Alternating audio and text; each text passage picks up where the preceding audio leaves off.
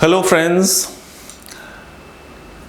कोई अगर हमसे ये पूछे कि व्हाट इज हेल्थ यानी स्वास्थ्य क्या है, तो आप क्या बताएंगे? किसी का जवाब होगा कि भाई मैं बहुत फिजिकली फिट हूं, that means I am healthy. शायद ये जवाब पूरी तरह से ठीक नहीं होगा। या कोई ये भी बोल सकता है कि आई एम रियली हैप्पी, मैं बहुत खुश रहता हूं, इसका मतलब मैं हेल्दी हूं। तो शायद ये जवाब भी पूरी तरह से ठीक नहीं होगा। तो दोस्तों, हेल्थ वास्तव में होती क्या है? और एक इसके साथ एक और वर्ड आता है डिजीज। तो इन्हीं बातों को ठीक से समझने के लिए आज हम एनसीईआरटी का चैप्टर 8 शुरू करेंगे, जिसका नाम है ह्यूमन हेल्थ एंड डिजीज। इसमें हम हेल्थ और डिजीज के बारे में एक जनरल इंफॉर्मेशन हासिल करेंगे और कई तरह की डिजीजेस के बारे में स्टडी भी करेंगे और डिजीज पैदा करने वाले पैथोजेंस के बारे में भी हम देखेंगे। So friends, let us start with this new and interesting chapter.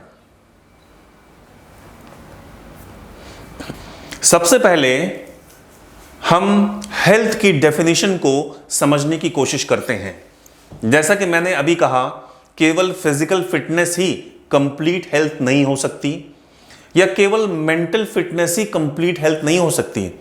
Then what actually is health? Let us सी।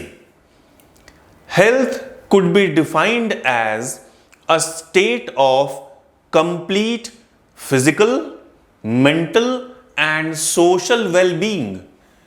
तो यहां पर हमें इस बात पर ध्यान देना जरूरी है कि हेल्थ में 3 वर्ड्स आते हैं: physical health, mental health and social health. अगर इन तीनों में से एक भी हेल्थ मिसिंग है, then we cannot consider ourselves as healthy. तीनों तरह की हेल्थ अगर है, ओनली देन हम ये कह सकते हैं कि कोई हेल्दी है completely. Healthy people are more efficient at work, increase productivity, thus bring economic prosperity. Health also increases longevity of people and reduces infant and maternal mortality। इसका मतलब यह है, हेल्दी पीपल अपने काम में ज़्यादा एफिशिएंट होते हैं और प्रोडक्टिविटी बढ़ाने में हेल्प करते हैं, जिसकी वजह से वो इकोनॉमिकली भी बहुत स्ट्रांग होते हैं। और हेल्थ आपकी उम्र को भी बढ़ाती है और छोटे बच्चों और माताओं की डेथ रेट को भी कम करती है। अब हम समझने की कोशिश करते हैं डिजीज क्या होती है। जैसा कि हमने बताया, हेल्थ का मतलब फिजिकल, मेंटल और सोशल कंडीशंस के बारे में हम बात कर रहे हैं। इन तीनों में से अगर किसी भी हेल्थ को लेकर डिस्टरबेंस पैदा हो जाती है, then that condition is called as disease. यानी कि इसको अगर हम डिफाइन करना चाहें, डिजीज में be defined as any disturbance of structure और फंक्शन ऑफ द बॉडी। इसका कारण इन तीनों में से कोई भी हो सकता है, जिसकी वजह से बॉडी में कोई फंक्शनिंग या किसी बॉडी के स्ट्रक्चरल पार्ट्स में कोई डिस्टर्बेंस पैदा हो जाए। और जब ऐसा होगा, जब कोई डिजीज कंडीशन पैदा होगी, तो बॉडी में उसके कुछ साइंस एंड सिम्टम्स जरूर पैदा होंगे, यानी कुछ लक्षण हमें जरूर दिखाई देंगे।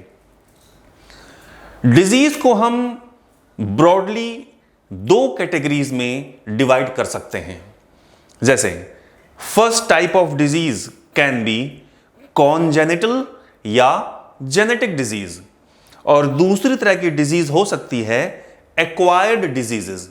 अब हम ये जानने की कोशिश करते हैं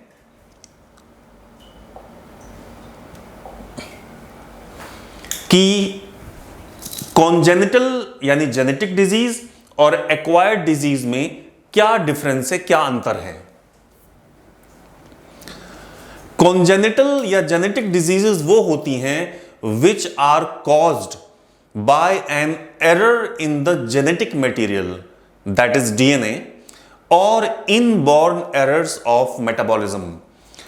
बहुत मोटे तौर पर अगर ये माना जाए, कहा जाए, तो हमारे जेनेटिक मटेरियल यानी डीएनए में अगर कोई सडन चेंज या कोई गड़बड़ होती है तो उससे पैदा होने वाली बीमारियों को हम जेनेटिक बीमारियां या कॉन्जेनिटल डिजीज कह सकते हैं।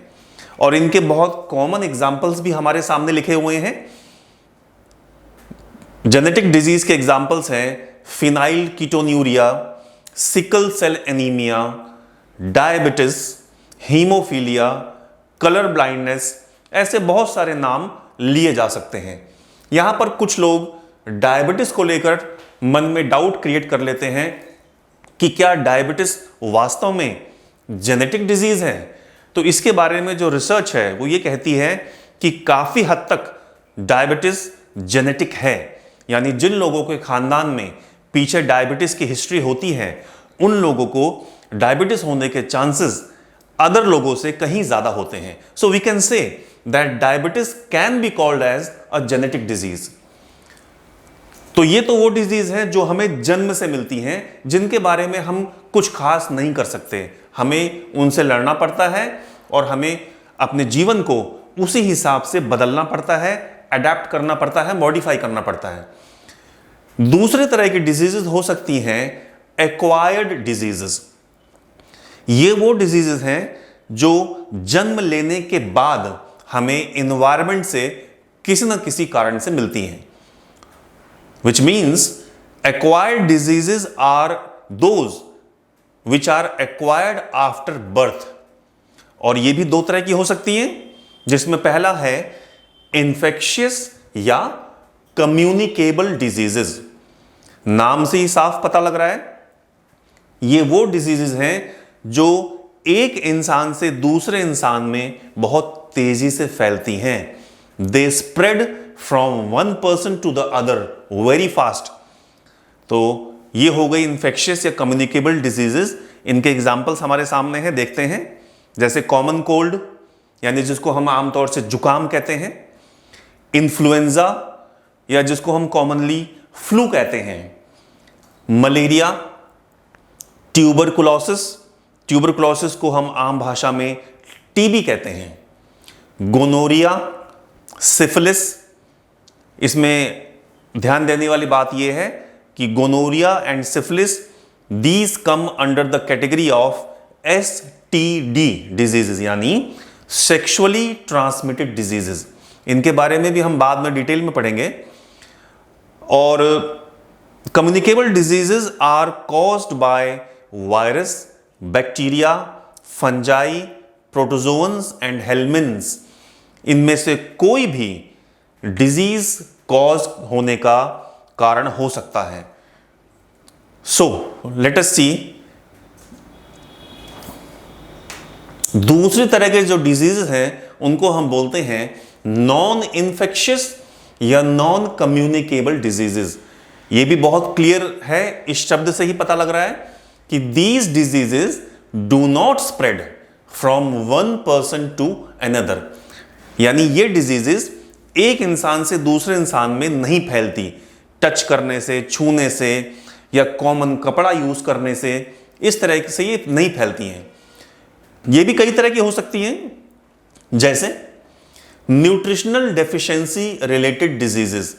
यानी जब हमारे खाने में किसी प्रकार की कमी होती है, हमारे खाने में किसी प्रकार का कोई न्यूट्रिशनल एलिमेंट कम होता है, तब इस तरह की डिजीजेस पैदा होती हैं। इनके एग्जाम्पल्स हम देख सकते हैं PEM यानी प्रोटीन एनर्जी मैल न्यूट्रिशन। ये डिजीज तब होती है जब हमारे खाने में प्रोटीन्स की कमी होती है, और खास तौर से बचपने में। नाइट ब्लाइंडनेस भी एक तरह की ऐसी ही डिजीज है जो कि न्यूट्रिशनल डेफिशिएंसी से होती है।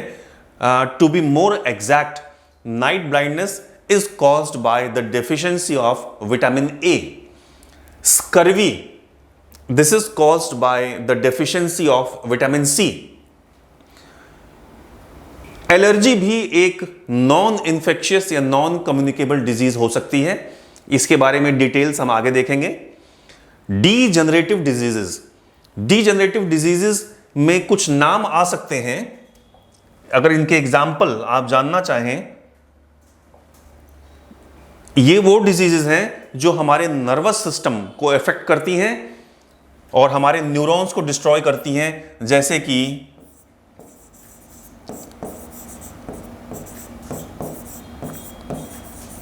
Parkinson disease and Alzheimer's disease. Parkinson's and Alzheimer's disease are examples of degenerative diseases. Cancer भी एक नॉन इन्फेक्शियस डिजीज है, इसके बारे में हम डिटेल में आगे देखेंगे।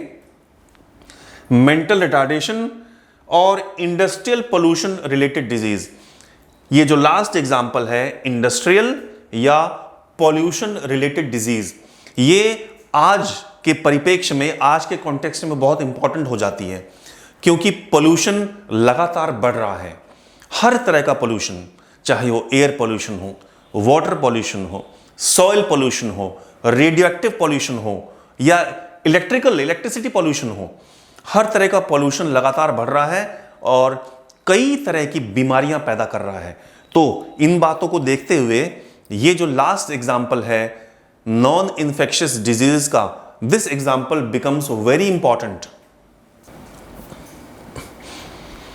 ये बच्चों हमने अब तक देखा कि डिजीज क्या होती है, हेल्थ कंडीशन हम किसे कह सकते हैं, क्या डेफिनेशन है इन दोनों वर्ड्स की। आगे हम कुछ डिजीजेस के बारे में डिटेल में पढ़ेंगे। इसमें हम सबसे पहले बैक्टीरियल डिजीज के बारे में पढ़ेंगे, फिर वायरल डिजीज के बारे में पढ़ेंगे, फिर कुछ diseases which are caused by helminth and fungi, इनके बारे में भी कुछ एग्जाम्पल्स हम जरूर देखेंगे। ये सारी डिजीजेस इसमें बहुत समझाने वाली बातें नहीं होती हैं, ये फैक्चुअल टॉपिक्स हैं जिनके बारे में आपको पढ़ना है और याद रखना है। तो let us go through with some examples of diseases. We will start with some diseases which are caused by bacteria. जैसे इसमें पहला एग्जाम्पल हम ले सकते हैं डिप्थीरिया का। Diphtheria was first recognized by Pierre F Bretonneau. He was a French pathologist और 1826 में उन्होंने इस डिजीज को डिस्कवर किया और उन्होंने नाम दिया ला डिप्थीरिया। ग्रीक में डिप्थेरा वर्ड का मतलब होता है मेम्ब्रेन, और यह नाम डिप्थीरिया इसलिए मिला, इसमें आगे हम देखेंगे, क्योंकि इस डिजीज में एक सेमी सॉलिड मटेरियल हमारे थ्रोट में पैदा होता है, जिसकी वजह से हमारे थ्रोट यानी हमारे गले में एक चमड़े जैसी एक लेदरी स्यूडो मेम्ब्रेन बन जाती है। स्टूडेंट्स, बायो में स्यूडो वर्ड जहां पर भी आ जाए तो आप समझ जाइए, यानी नकली, आभासी, false. In biology pseudo word का मतलब होता है फॉल्स। तो हमारे थ्रोट में एक स्यूडो मेम्ब्रेन यानी एक नकली मेम्ब्रेन जैसी चीज बन जाती है, और इसीलिए पियरे ब्रेटोन्यू ने इस डिजीज को डिप्थीरिया नाम दिया, क्योंकि ग्रीक में डिप्थेरा वर्ड का मतलब होता है membrane. Diphtheria is a deadly toxin caused disease common in children. खास बात यह है, किसी भी डिजीज के बारे में, इसके पहले कि हम आगे बढ़ें, आपको यह जानना जरूरी है कि जब हम किसी भी डिजीज के बारे में पढ़ रहे हैं तो आपको जो इंपॉर्टेंट बातें याद रखनी है उस डिजीज के बारे में। नंबर 1, डिजीज का नाम। नंबर 2, वो डिजीज कौन सा ऑर्गेनिज्म पैदा करता है, यानी the causal organism of the disease. Number 3, उस डिजीज के सिम्टम्स क्या हैं। एंड नंबर 4, जहां जहां पर भी पॉसिबल हो उस डिजीज का ट्रीटमेंट क्या है। तो इन 4 मुद्दों को हम हर डिजीज के बारे में पढ़ना जरूरी है हमें। तो इस केस में डिप्थीरिया का जो कॉजल ऑर्गेनिज्म है, दैट इज अ बैक्टीरिया जिसका नाम है कॉर्नीबैक्टीरियम डिप्थीरिये। कॉर्नी वर्ड का ग्रीक में मतलब होता है club. Corynebacterium diphtheriae, it is a gram positive non motile bacillus, यानी कि रॉड शेप्ड बैक्टीरिया। आपको मालूम है बच्चों कि बैसिलस का मतलब होता है वो बैक्टीरिया जो रॉड शेप्ड होते हैं। इस बैक्टीरिया के बारे में खास बात यह है कि ये एक एक्सोटॉक्सिन प्रोड्यूस करता है।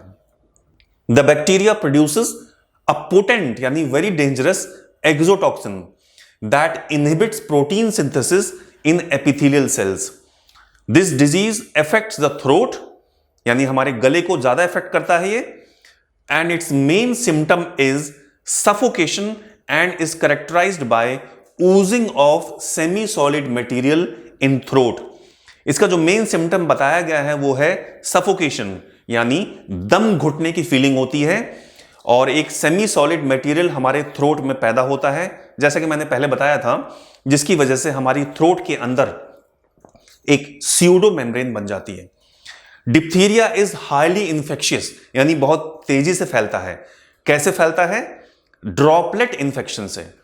अगर आप डायरेक्ट किसी के कांटेक्ट में आ रहे हैं, किसी ऐसे इंसान के कांटेक्ट में जिसको ऑलरेडी डिप्थीरिया है, तो बात करते समय जो सलाइवा के ड्रॉपलेट्स उसके मुंह से निकलते हैं, उससे बहुत तेजी से इन्फेक्शन फैल सकता है।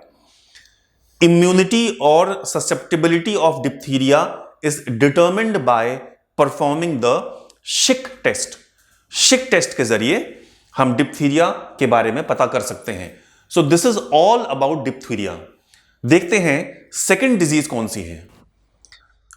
Now let us study about another disease जिसको हम पर्टुसिस कहते हैं।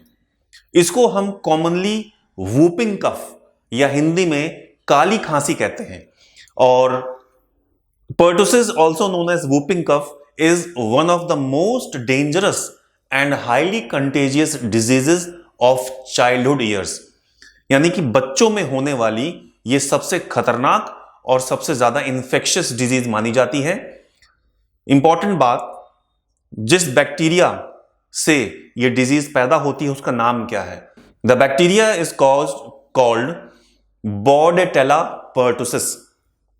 I repeat, pertussis या whooping cough is caused by the bacteria Bordetella pertussis।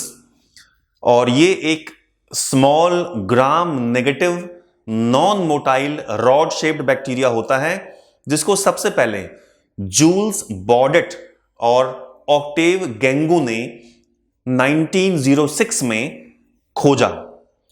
Whooping cough के बारे में देखते हैं कि ये बॉडी के किस हिस्से को अफेक्ट करता है और इसके सिम्टम्स क्या हो सकते हैं।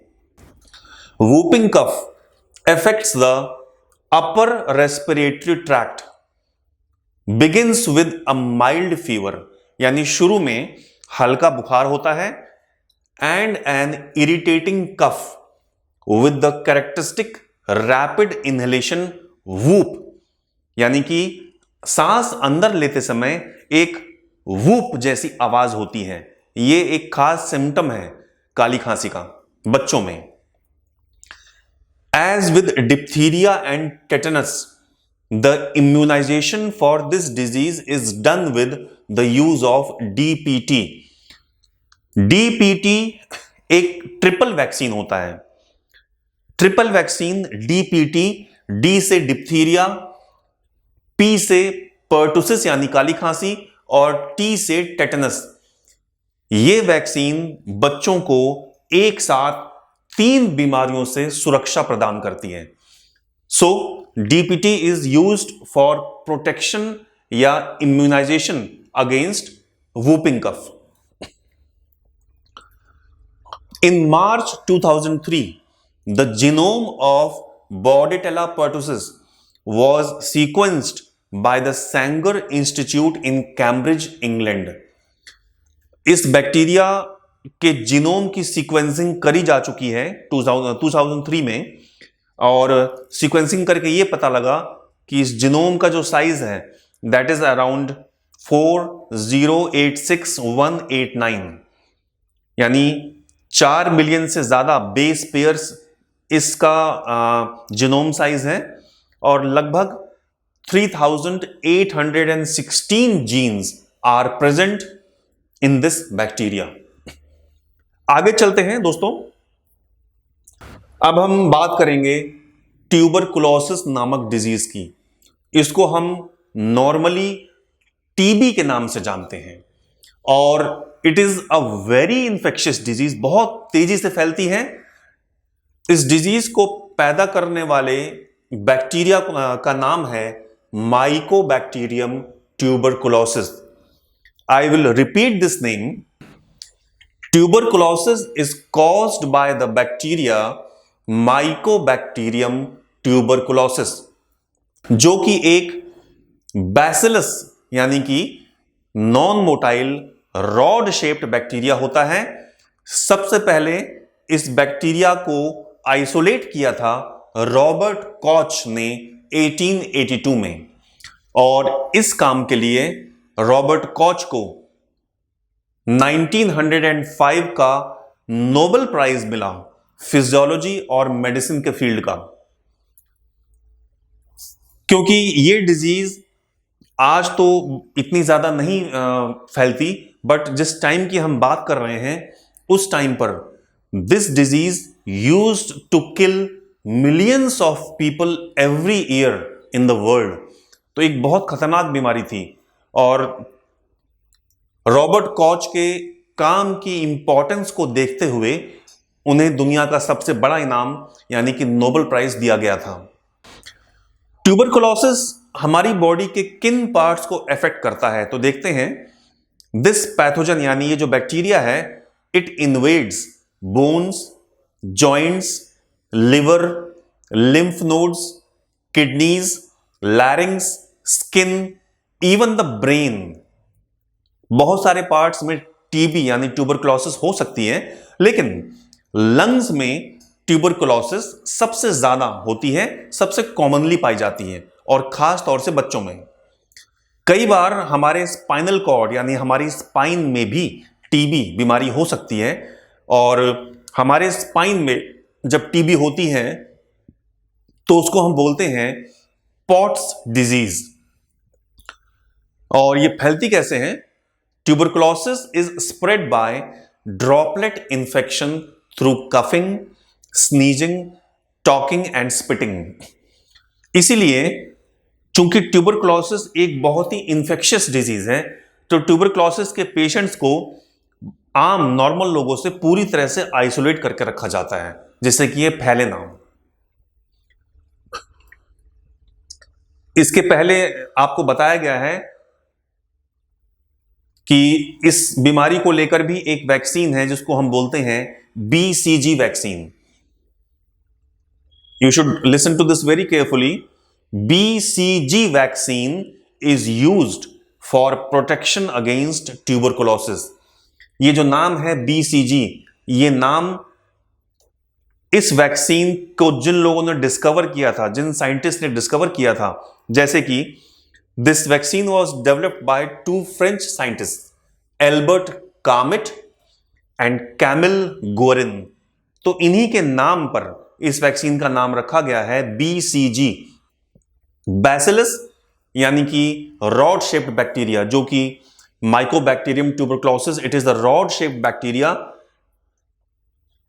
कामिट एंड गोरिन, इन दोनों के नाम, this is the full form of BCG। तो BCG वैक्सीन ट्यूबरकुलोसिस से प्रोटेक्शन के लिए यूज होती है। कैसे पता लगा सकते हैं BCG, I am sorry, tuberculosis के बारे में पता कैसे लगाया जा सकता है? इसके लिए एक टेस्ट होता है जिसको बोलते हैं मैंटू टेस्ट। मैंटू टेस्ट से हम ट्यूबरकुलोसिस के बारे में पता लगा सकते हैं and this test was discovered by Charles Mantoux in 1910।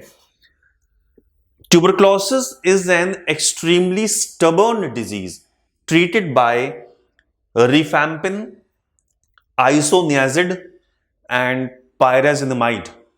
और इसमें एक फैक्ट और हमें याद रखना है कि 24 मार्च यानी 24 March is celebrated as World TB Day. तो आगे बढ़ते हैं दोस्तों। इस बीमारी के बारे में आप सबने सुना होगा, pneumonia. The term pneumonia refers to microbial disease of the bronchial tubes and lungs. Most cases of pneumonia are caused by viruses or bacteria. Viral pneumonia भी हो सकता है, लेकिन बैक्टीरियल न्यूमोनिया भी होता है, और ये डिजीज मोस्टली लंग्स को अफेक्ट करती है। मोस्ट कॉमन बैक्टीरियल न्यूमोनिया, जिसको हम न्यूमोकॉकल न्यूमोनिया कहते हैं, it is caused by streptococcus pneumonia. यह बात बहुत ध्यान से सुनिए, क्योंकि न्यूमोनिया वायरस और बैक्टीरिया दोनों से हो सकती है। तो that bacteria which causes pneumonia is Streptococcus pneumoniae. It is a gram-positive encapsulated chain of diplococci, यानी ये बैक्टीरिया एनकैप्सुलेटेड होता है, यानी इसके ऊपर एक कैप्सूल होती है, और ये डिप्लोकॉकस होता है, यानी दो बैक्टीरिया आपस में लगे होते हैं। इस कंडीशन को हम डिप्लोकॉकस कहते हैं। कॉकस का मतलब होता है राउंड शेप्ड बैक्टीरिया। जैसे हमने पीछे बैसिलस वर्ड सुना था, बैसिलस हम तब बोलते हैं जब किसी बैक्टीरिया की शेप रॉड शेप्ड होती है, कॉकस तब बोलते हैं जब कोई बैक्टीरिया राउंड शेप का होता है। तो streptococcus pneumonia is a round shaped bacteria and it is a diplococci. तो नॉर्मली इसको हम न्यूमोकॉकस के नाम से भी जानते हैं, क्योंकि यह बैक्टीरिया न्यूमोनिया पैदा करता है। कुछ और बैक्टीरिया जो निमोनिया पैदा कर सकते हैं वो हैं हीमोफिलस इन्फ्लुएंजी, लीजेनेला न्यूमोफिला, और जो सिम्टम्स ये पैदा कर सकते हैं उनमें हाई फीवर यानी बहुत तेज बुखार हो सकता है, शार्प चेस्ट पेन्स यानी छाती में दर्द, छाती में एक शार्प दर्द हो सकता है, डिफिकल्टी इन ब्रीदिंग, सांस लेने में तकलीफ हो सकती है, and cough that produces yellow green sputum, यानी खांसते समय अंदर से येलो ग्रीन कलर का कफ पैदा होता है, स्प्यूटम बनता है कभी कभी खांसते समय। यानी ये बीमारी जब एक्सट्रीम कंडीशन में पहुंच जाती है तो कई बार कफ के साथ थोड़ा सा ब्लड भी आ सकता है। डिजीज के बारे में जो तीसरा एस्पेक्ट हमें पढ़ना है वो है इसकी ट्रीटमेंट के बारे में। तो pneumonia is treated with the traditional drugs जैसे कि पेनिसिलिन, लेकिन कई बार जो लोग पेनिसिलिन को लेकर एलर्जिक हो सकते हैं उनके लिए पेनिसिलिन यूज ना करके हम टेट्रासाइक्लिन और क्लोरमफेनिकोल से भी न्यूमोनिया का ट्रीटमेंट कर सकते हैं। सो फ्रेंड्स, यहां पर हमने डिजीज और हेल्थ के बारे में कुछ जनरल इंफॉर्मेशन प्राप्त करी, और हमने कुछ बैक्टीरियल डिजीजेस के बारे में डिटेल में पढ़ा। I hope you found the class interesting and I will be back with you with the later part of this chapter. Thank you.